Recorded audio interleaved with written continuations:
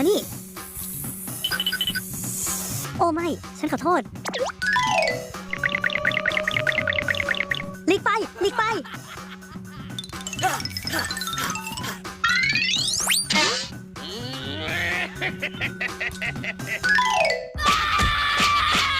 เขาต้องการความช่วยเหลือมาถึงแล้วไม่ใช่ใจเย็นๆสิฉันกำลังมา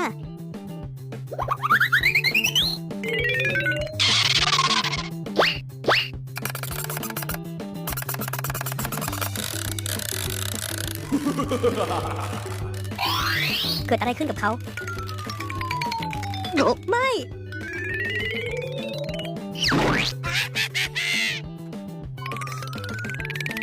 อยู่นี่เองสำเร็จแล้วกลับบ้านกันเถอะเสร็จสิ้นภารกิจ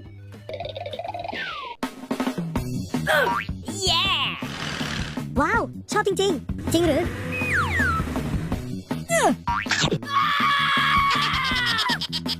โอ้ไม่ฉันขอโทษ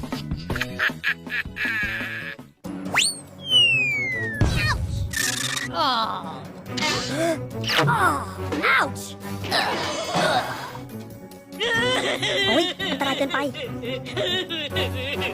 ไม่ดีแล้ว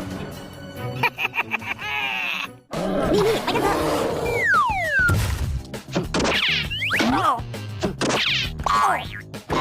เฮ้ยยะเฮ้ยยะเฮ้ยยะ